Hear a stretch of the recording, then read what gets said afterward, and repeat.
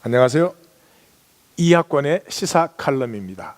한 소박한 그리스도인의 입장에서 삶과 신앙을 생각해보고 함께 나누는 그런 시간입니다. 오늘은 성례에 대해서, 세례와 만찬에 대해서 함께 나누도록 하겠습니다. 먼저 세례냐 침례냐, 이건 아무런 의미가 없습니다. 성경을 보면은 상황에 따라서 세례도 했고 침례도 했습니다. 요단강가에서는 침례를 했죠. 또 빌립이 그 길을 가다가 구스의 내시에게는 세례를 했죠. 그러니까 상황에 따라서, 그러니까 물속에 들어가느냐 뿌리느냐는 그건 아무런 상관이 없습니다. 중요한 것은 그것이 예수의 이름으로 그 세례가 베풀어진다는데 의미가 있는 것이죠. 예수의 이름이라는 것이 무엇입니까? 그 당시는 이 세계는 무슨 이름으로 다스려졌습니까? 황제의 이름으로 다스려졌죠. 황제의 이름에 거스르면 죽는 것입니다. 황제의 이름이 법이고 황제의 이름으로 모든 것이 운영되었습니다. 그런데 그 황제의 이름이 아니라 예수 그리스도의 이름을 부른다는 것은 더 이상 이 세상의 진정한 통치자가 황제가 아니라 부활하시고 승천하신, 그리고 성령을 우리에게 부어주신 예수 그리스도 주님이라는 이 통치권의 문제인 것이죠. 그래서 성경에서는 예수 그리스도를 주로 고백하는 순간에 그 사람은 하나님 나라 백성이 된 거죠. 주로 고백하는 순간에. 그러므로 하나님의 나라의 백성이 된 것을 공동체가 공적으로 인정하는 행위가 세례였습니다. 그래서 고백 즉시 세례를 베풀었습니다. 대표적으로 그 빌립보의 그 간수가 예수 그리스도를 믿으니까 안수하지 않았습니까? 그 세례하지 않았습니까? 그거와 마찬가지죠.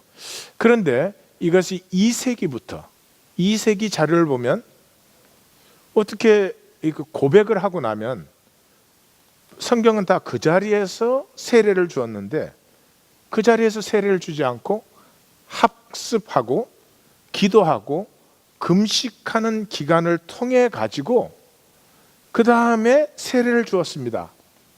다시 말해서 이미 예수 그리스도를 주라고 고백하는 그 고백은 종교적 고백이 되어 있고, 실제로 내 삶이 내가 제국에서 황제의 권세를 인정하던 삶에서 이제는 예수를 나의 주님으로 인정하는 삶으로 돌아섰습니다 하는 의미가 사실은 없어진 것이죠. 그러니까 그랬던 것이 오늘날은 어떻게 합니까? 오늘날은 그래서 영접 기도라는 걸 시킵니다. 그래서 영접 기도를 하고 나면 그 다음에 가르치고 어찌고 해가지고 세례 학습 해가지고 그 다음에 이제 세례를 주는 거죠. 그러니까 오늘날의 그 영접 기도라는 게 그 예수님에 대한 어떤 교리, 교회 이런 교리를 가르친 다음에 기독교로 개종하는 그 고백이 된 것이죠. 내가 이제 예수님을 주로 믿습니다 하는 것은 내가 이제 기독교의 멤버가 되어서 기독교의 신앙생활을 하고 기독교 체제를 따르겠습니다 하고 하는 거지, 이 세상의 권세자가 주님이시냐 아니면 또 딴 것이냐. 지금은 마켓 갓이죠. 시장신이죠. 예수님이 경고하신 바와 같이 돈이 신이죠. 그러니까 그러한, 지금 내가 돈을 섬기는 삶이냐 하나님을 섬기는 삶이냐 하는 것에 대한 어떤 결단도 없이 그냥 종교적인 개종의 어떤 순서가 된 것이 세례가 되고 말았습니다. 세례는 한 번 더 성경적으로 정리한다면, 내가 세상에는 세상 권세가 있습니다. 이 공중에 권세 잡은 자가 있죠. 그 세상 권세 아래 살던 내가 예수 그리스도가 진정한 권세자시며 예수 그리스도의 나라가 앞으로 반드시 완성되며 그때 이 세상 나라의 권세는 다 멸망하는 것이며 심판을 받는 것이며, 그래서 이제는 하나님의 나라의 백성이 된 것을 선포하는, 내가 어느 권세를 섬기느냐, 어느 권세를 진정한 권세로 인정하느냐 하는 삶의 문제였지 세례가 한 번도 종교의 문제가 아니었다 하는 것입니다. 두 번째, 주의 만찬입니다. 이 주의 만찬은, 자, 이 동물은, 식물이나 광물은 공간을 이동 못하죠. 그렇지만 동물의 특징은 공간을 이동하면서, 옮기면서 삽니다. 그래서 이 동물에게 있어서는 처음부터 이렇게 함께 먹음이 굉장히 중요한 것이 되었죠. 모든 생존의 출발은 함께 먹음. 그죠? 동물들도, 그 사자들도 보면 그 식구들은 사냥해서 함께 먹지 않습니까? 그런데 인간의 함께 먹음은 그 동물의 생존을 위한 협동을 훨씬 넘어서기 시작했죠. 인간의 함께 먹음에는 의미와 가치와 상징성이 들어가기 시작했습니다. 그래서 젊은 남녀가 데이트를 하면은 제일 먼저 하는 일이 뭐예요? 그 디너 아웃, 같이 나가서 식사하는 것, 이 데이트의 중요한 부분이죠. 또 세상 없는 사람들이 만나도, 엘리자베스 여왕과 교황이 만나도 그 만남에서 항상 가장 중요한 부분은 어떻게? 만찬연회죠. 만찬연회. 그래서 이 인간의 함께 먹음이라고 하는 것은 단순히 먹고 살기 위해서 배를 채우는 행위가 아니라 우리의 존재의 의미와 방향성을 규명하는 것이었습니다. 그래서 이 함께 먹으면서 식구가 이루어지는 거죠. 그 식구라고 하는 거 참 끈질기지 않습니까? 남 같으면 옛날에 갈라졌을 수 있어도 식구라는 것 때문에 끝까지 사랑하죠. 끝까지 기다리죠. 이게 함께 먹음의 능력입니다. 그 똑같은 식구가요, 한 번도 같이 먹은 적이 없는 식구다. 그냥 태어나긴 한 식구로 태어나서 같이 먹은 적이 없다. 아무런 능력이 없을 것입니다. 이와 같이 인간의 함께 먹음은 생존의 출발이기도 하지만 이 함께 먹음이 생명의 가치와 의미를 내포하고 있는 것입니다. 그래서 사도 공동체의 예배는 오늘과 같은 종교의식이 아닙니다. 오늘 우리가 드리는 이 기독교의 종교의식은 사실은 3세기, 4세기에 주로 완성이 된 것이죠.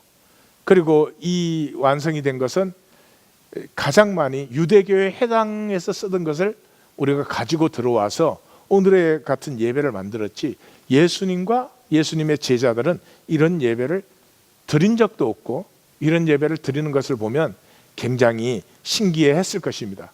사도 공동체의 예배는 함께 먹음이었습니다. 그래서 순서가 크게 세 가지죠. 처음에 떡을 뗍니다. 이 떡을 떼는 순간이 하나님의 은혜를 선포하는 것이죠. 우리의 생명과 우리의 생명의 유지와 모든 것이 하나님의 은혜임을. 그 다음에 식사를 나눕니다. 떡댐이 식사가 아니고 그 다음에 식사를 나누죠. 근데 이 식사를 나누는 자리가 잔치자리입니다. 옛날 그 잔치에 가시면 이렇게 다 잔치에서 같이 상을 받아서 먹다가 신명이나 하면 어떤 사람은 일어나서 덩실덩실 춤을 추기도 하고 어떤 사람은 노래를 부르기도 하고, 그러면 식사를 하다가 얼쑤 그리고 추임새를 같이 넣기도 하고 뭐 등등등 그러지 않았습니까? 똑같은 것입니다.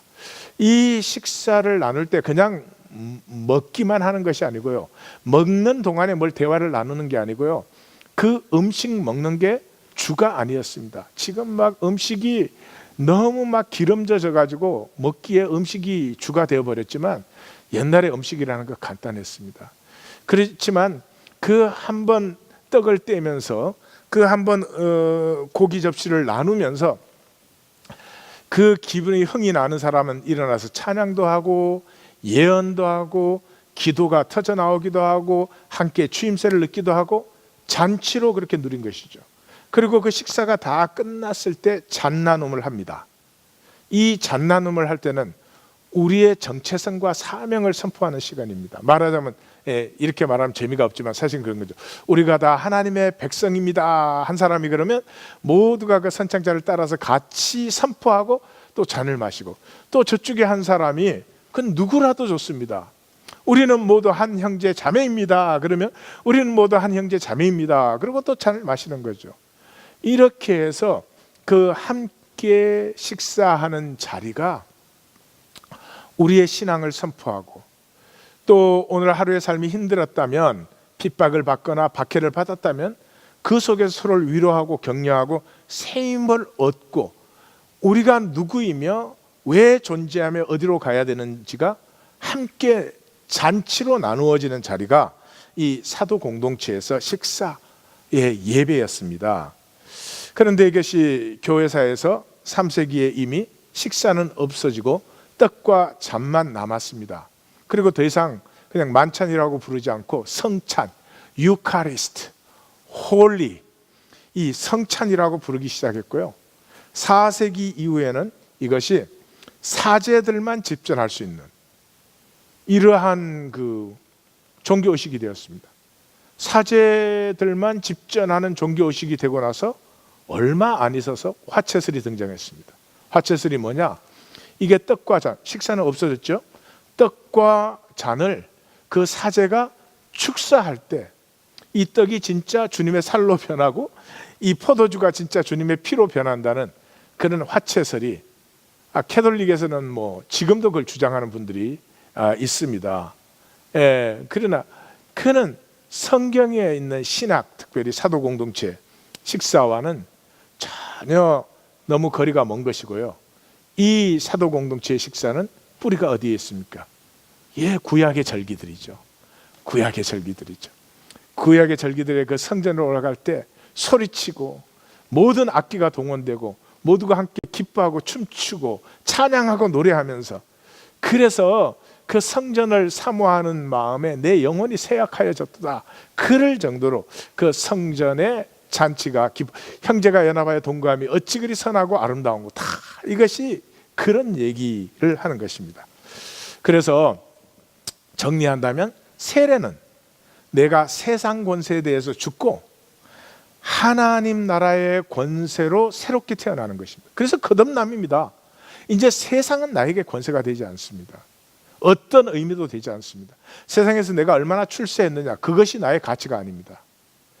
이제 하나님 나라에서 하나님이 창조하신 나의 생명이 얼마나 내 안에서 아름답게 피어나고 있느냐, 이 생명이 얼마나 하나님과 하나 되고 이웃들과 하나 됨으로 생명의 시너지를, 생명의 인터그레이션을 일으키고 있느냐, 이것이 나에게 진정한 의미가 되죠.